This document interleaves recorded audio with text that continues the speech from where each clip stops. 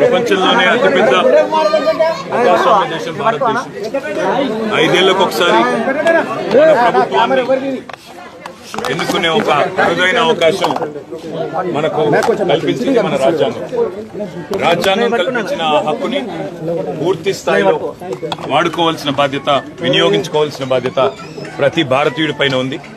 మనకెలాంటి ప్రభుత్వం కావాలో, మనకెలాంటి విధానాలు కావాలో, మనకెలాంటి వ్యవస్థ కావాలో నిర్ణయించే అధికారం ప్రజాస్వామ్యంలో ప్రజల చేతుల్లోనే ఉన్నప్పుడు మరి ఈ రోజు ఓటును విస్మరించి ఆ తర్వాత నిందించినా ఆ తర్వాత బాధపడ్డా లాభం ఉండదు. కాబట్టి తప్పకుండా అందరూ కూడా దయచేసి బయటికి రండి, ఓటు వేయండి.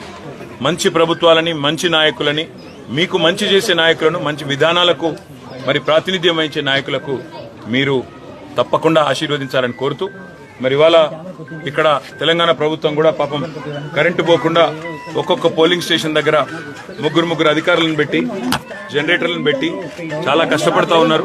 వారికి కూడా ధన్యవాదాలు.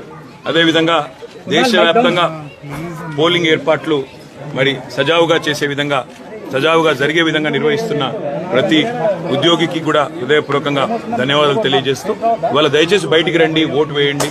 అందరూ కూడా మరి బయటికి వచ్చి ఎలాంటి ప్రభుత్వం కావాలి, ఎలాంటి ఆలోచనలతో కూడిన రాజకీయం కావాలి అనే దిశగా మీరందరూ కూడా దయచేసి తప్పకుండా బయటకు వచ్చి ఓటేయాలని కోరుతూ, నేను తెలంగాణ తెచ్చిన పార్టీకి, తెలంగాణ తెచ్చిన నాయకుడికి నేను ఓటేశాను.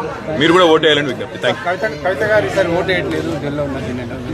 జైల్లో ఉన్నారని చూడాలి, ఏం చూస్తాం. మోడీ గారు జైల్లో పెట్టారని చూడాలి, ఇంకేం చూస్తాం.